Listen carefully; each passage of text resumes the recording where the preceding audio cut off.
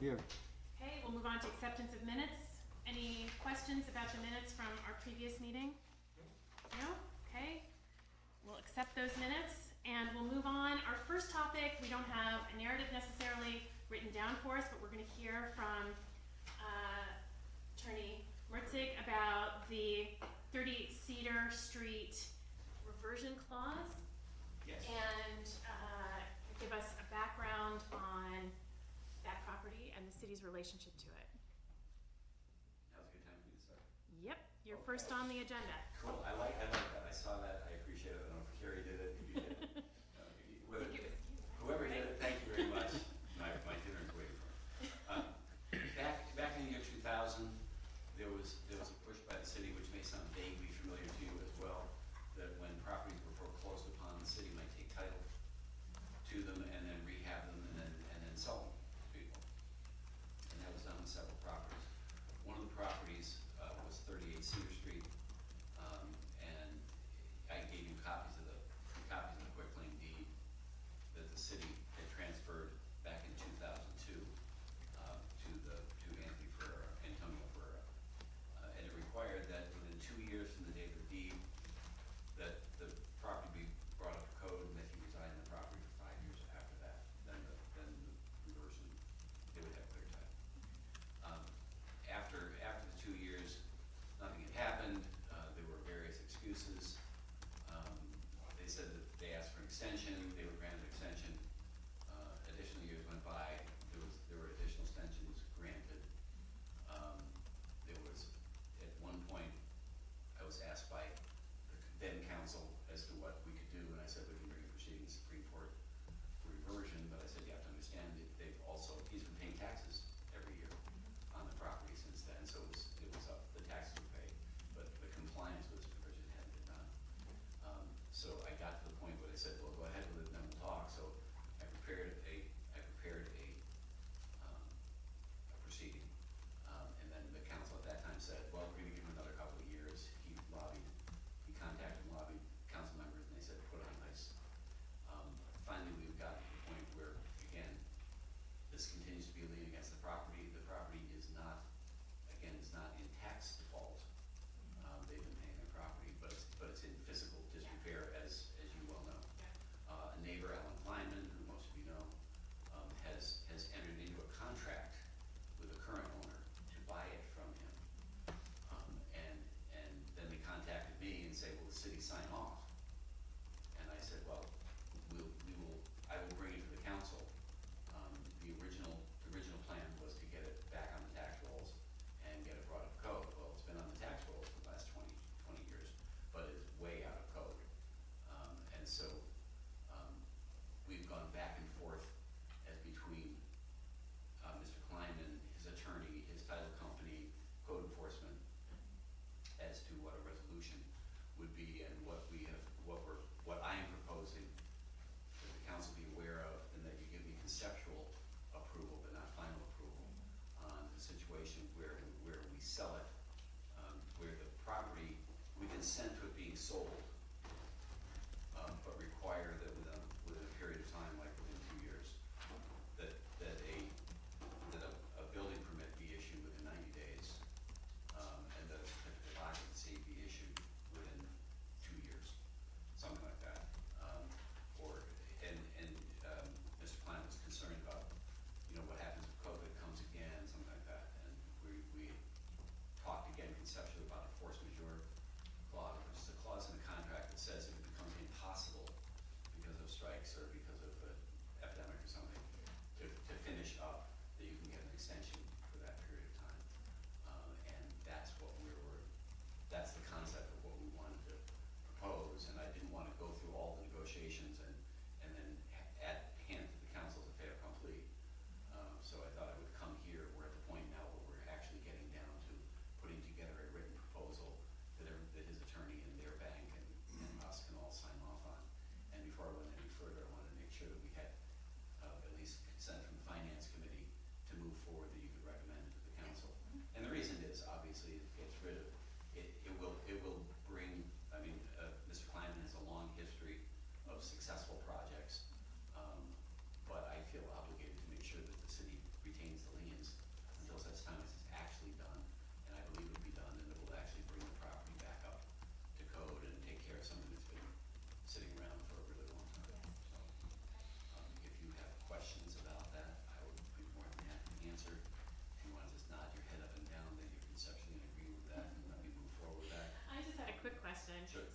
you say that the owner and Clyman have entered into, the current owner and Clyman have entered into a contract, is that the sale that they're, Yes. The legal contract? But obviously, one of the contingencies is contingent upon the removal of the liens. right, And I'm gonna say, sure, we'll remove the liens after the property has a certificate of compliance. right. Or certificate of, CO. Code. certificate of occupancy, saying that everything's been brought up to code. So Right, if you're okay with that, I will walk away quickly. yes, Okay. And again, when we have the actual, I don't know whether we'll have the actual exact language for approval, within, by the next council meeting, which is next Tuesday. We will not, but probably after that. And if I can, and so long, I'd rather not have to, post this for next month for approval, if I can just bring it to council based on your approval here tonight, and then we'll send it. And everybody obviously will have an opportunity to look at it if they have any problem with language. right. So we'll have an opportunity to review it, yes, Thanks. thank you. Okay, so moving on to boards and commissions, we have an appointment to the planning commission, with Sally Hahn. Any questions regarding that appointment? Okay, then I'll move that to the consent agenda. Our second appointment is for staffing. This is for a new police officer. We've had this conversation now, sort of ongoing about the appointment of this officer. It's now taking place. Any questions about this appointment? No, okay. All right, then I will move that to also the consent agenda. So we have, our third item now is on the MOU, the Memorandum of Understanding with SUNY Alianta, Police, the UPD. We don't have, well, maybe Greg could answer if there's any questions. We don't have the mayor here to really answer questions since he's part of this, correct? Yeah, I think the college president had forwarded this to the mayor, sent it to me, but obviously Chief Witzenberg has been in discussions with Chief Budd at UPD about this. It's essentially an update of what we have now. It's not a whole lot different, but it continues that relationship and allows for sharing of services in certain situations as described in the MOU. So I just had a quick question, and it's really, it does not need to be, I'm not looking for any real depth. I'm just curious kind of what the history has been of the MOUs between the UPD and the Oneonta Police Department, if it's a long-standing history. I don't know when they were first entered into, honestly. I would have to research that or ask Chief Witzenberg if he knows. Yeah. But I know that there is one now. What's the difference between this one and the one that passed now? Yeah, that was my other question too. What changes have taken place? If you don't know, could you just kind of forward the changes? We passed one not long ago, you're saying? With We had one, I swear I was on the council, we did one.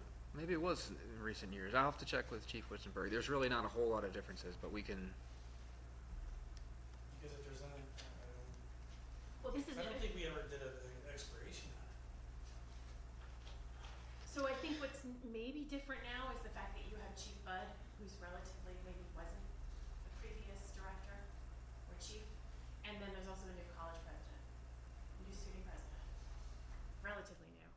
And are they gonna, they're not gonna be primary, right? They're gonna be a secondary, like one of the officers goes to domestic, this is supposed to be a backup to them? Right. It's for sharing of services for additional support. It's not changing jurisdictions or who is the primary response to any particular area. I think the Their important jurisdiction question is still on campus. Our is there any conflict between the two departments, and I'm not aware of any, so, No, they have a good working relationship. yeah, so there's, I don't see any problem with the Yeah. memorandum. The memorandum seems to specify fairly clearly what the responsibilities would be between the two departments, from what I could see. Any?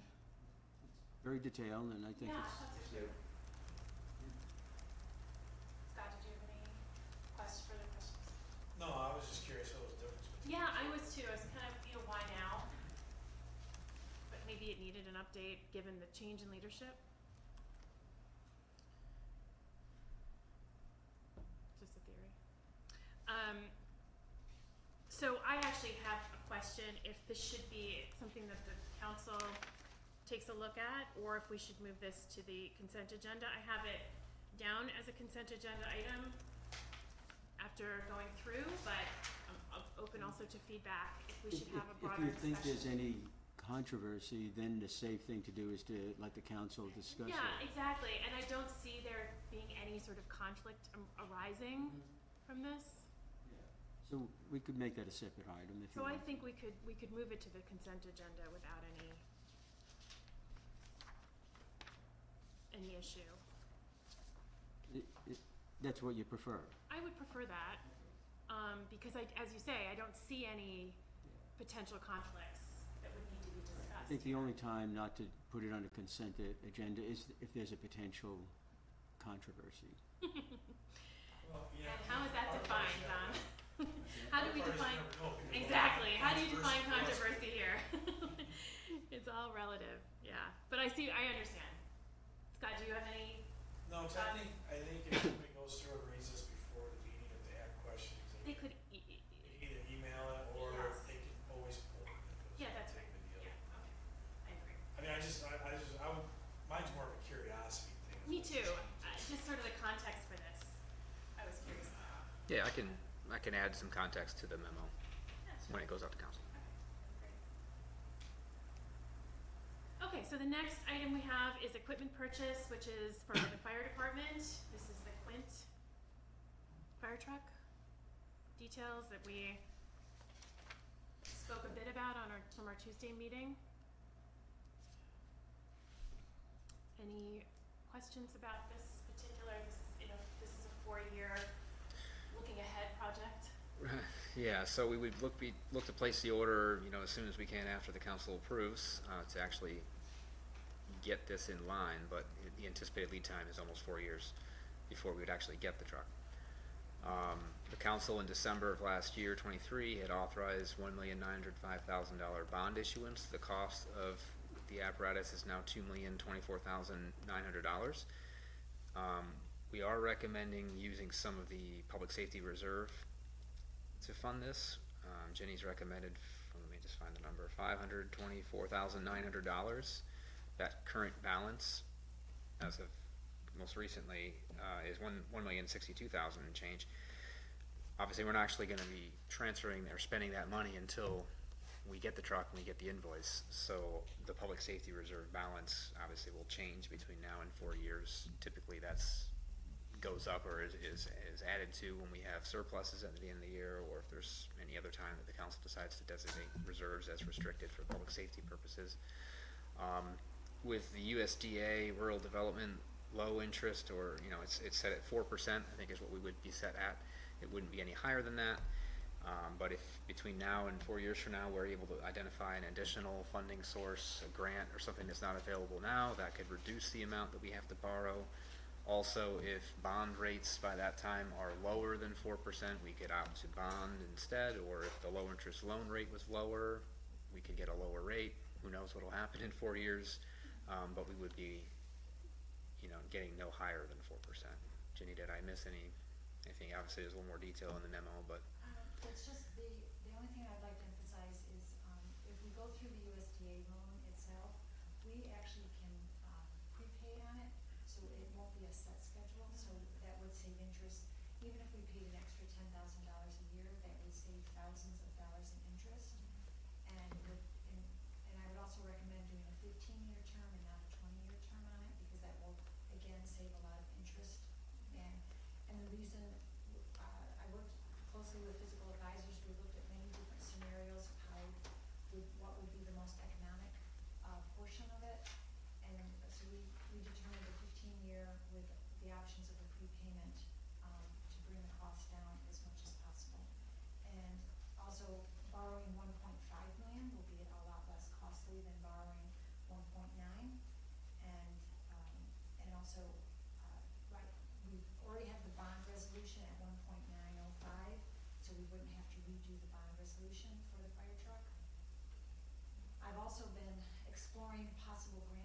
applications, to be able to submit on behalf of the city. Haven't had any positive feedback yet, but there is one grant application that, I don't know if we wanna talk about it now, Greg, but I will need council approval to actually submit the application. There's an actual application online that I can fill out, to a foundation that's over in Delaware County.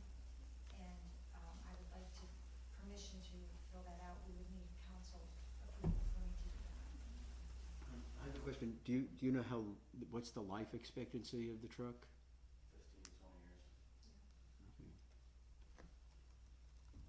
I'll be long retired by the time. And I just realized why it's called the Quint, as you point out. There's 5 main tools, hence the term Quint. That's very helpful. So, to your point, Ginny, is there anything we need to do in finance meeting right now? Well, what we would need to, for this, we need to take a motion to council to create the capital project and to approve the anticipated budget for using the bond proceeds and or the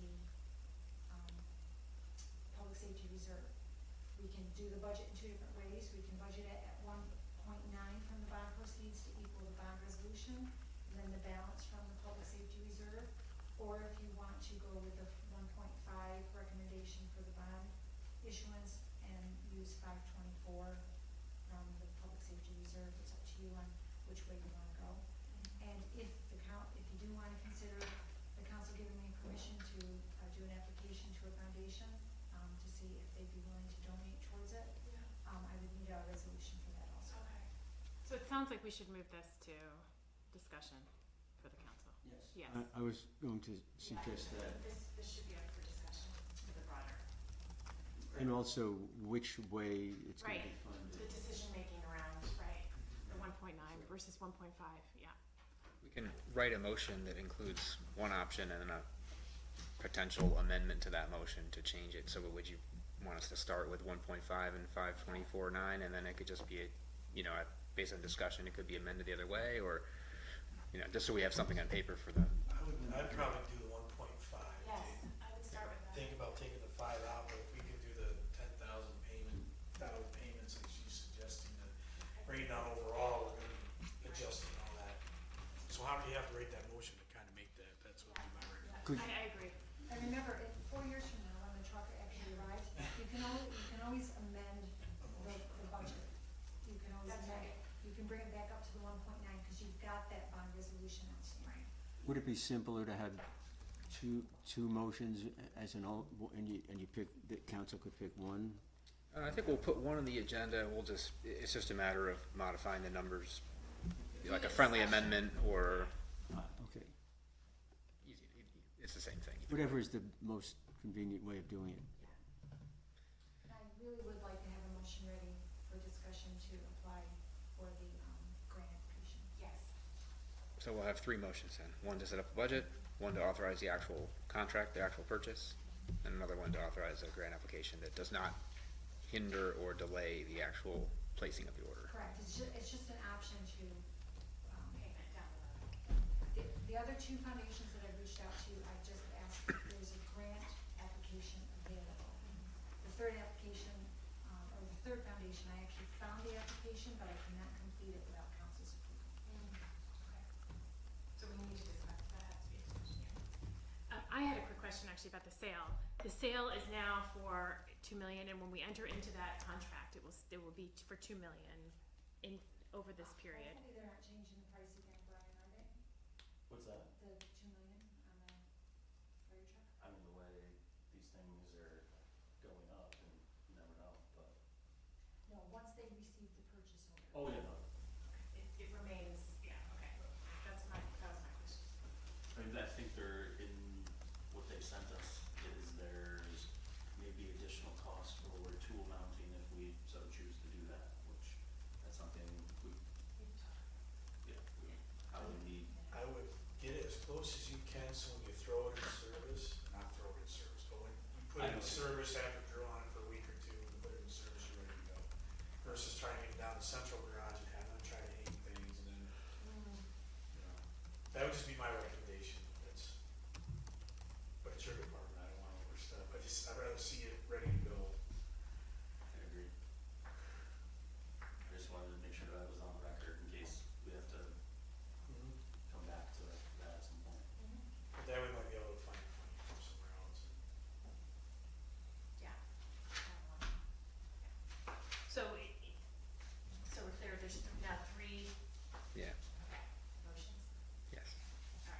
discussion.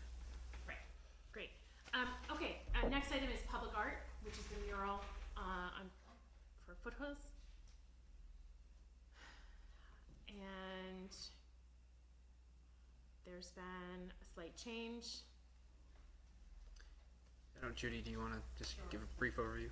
Yeah, so, we have, the city has approval from DRI, from the Department of State, on our DRI grant, to fund the mural on Foothills, out of the DRI project for $16,000. Our grant expires on December 31st this year. We cannot get an extension for that, so that funding actually covers the,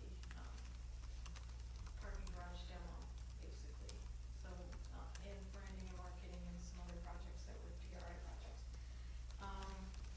So because Foothills, doesn't believe they'll be able to get the mural finished by then, because now we're heading into, the fall where we still have to get into a grant agreement with Foothills. The Foothills board had some changes to it recently, which will delay the project a little bit. There's also a lot of construction going on down there, the whole 9 yards. So, what we're recommending is, or requesting is, that we leave that $16,000 in our DRI DOS grant project and use it towards the cost of the project to reduce our share by that $16,000.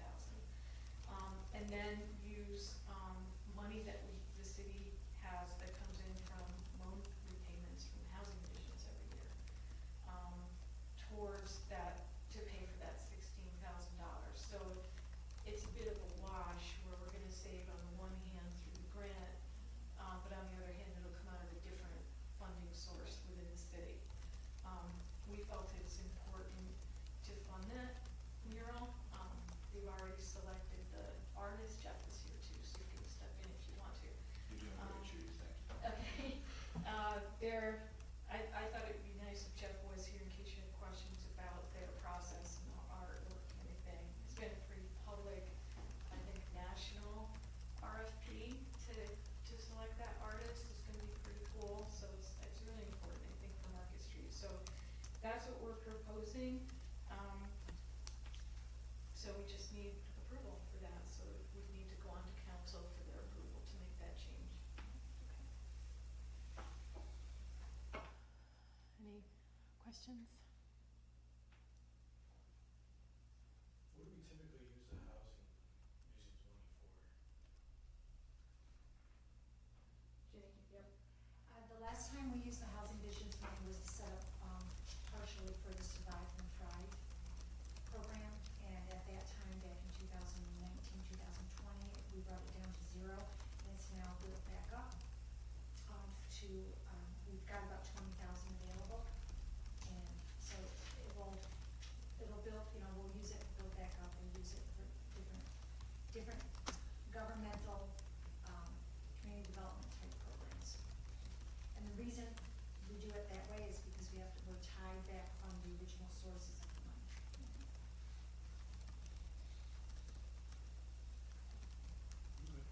Yeah. Tom, any I comments? didn't hear what you said. Any comments? No. No? I actually was curious because there's there's 16,000, but there's now potentially available an additional 4,000. Would that 4,000 be used in any particular way, or That could would you just- put it that- towards that? Then be available for other uses. Other uses, Correct. okay. But it has to be community development uses, and it has to be approvable back for the original funding sources. For community development? Yeah. The only question is there any timeline now for starting and completing the project? Well, our goal was, of course, to get it done this year, and then, the wheels of bureaucracy turning at the speed that they do. There were contract negotiations and amendments, and it went to our attorney and our board, and then back to Judy, and, by the time we finally had a finished copy, everybody felt like maybe we could get going on this bad boy. NICEAG's digging a hole in our front yard in the exact location of where that mural is supposed to be going. Our artist had hoped to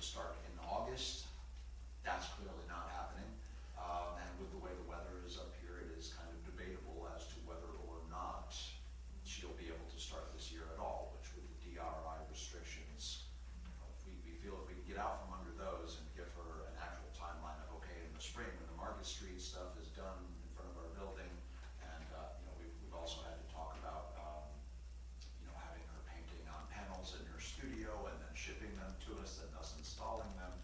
It's gotten much more complicated than it initially seemed it would be. However, by removing the DRI fund from the equation, it also simplifies the contract a great deal. It's no longer a short-term loan agreement with reimbursement and all of these other things. So that was kind of how everything ended up here. So you're gonna do it next spring? That would be the goal at this point, yes.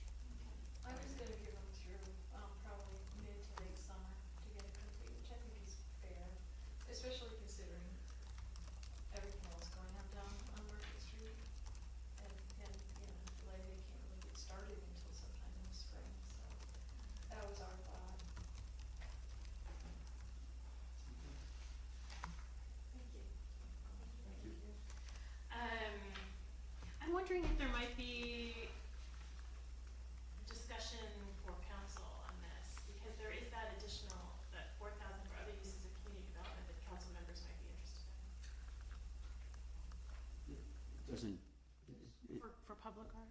Sorry, Yeah. there's not a proposal for that, so No. typically that would be proposed for Mhm. that usage, but Mhm. that certainly could be discussed. Yeah, that's what I was thinking. Well, I think it, if you don't mind me adding. Yeah. It could be a budget discussion instead of a Tuesday night discussion. Ah, Yeah, I don't know, 'cause I almost like build the account back up so we do something. Substantial. contribute that to some other funds, is that what you're saying, adding that to No, something let it go else? back up, so like we have another request come in. or Oh, I something see. like that, and we have, Oh, I see, or if we get into another thing like the survive and drive, or, right, you know, yeah, we gotta build up a little bit. yeah, Just my opinion. yeah, so you're suggesting that it not go on the consent agenda? right, that was my initial, those were my notes. I mean, either way, I mean, because I'm sure somebody's gonna have some questions about it. Yeah. I think so too. Okay, Sure. so my initial impression was we move this for discussion to council. Yeah. And I think we'll stick with that, sounds like there's agreement. And Cecilia, the motion Yes. would be a budget amendment. A budget amendment, right? Yes, council approval for budget amendment, yep. And the extension of, Yeah. Were you gonna add it? no, to read your own piece of paper. Okay, so we'll move on to our second to last item, which is the contract approval for the liquid polymer. It's a extension.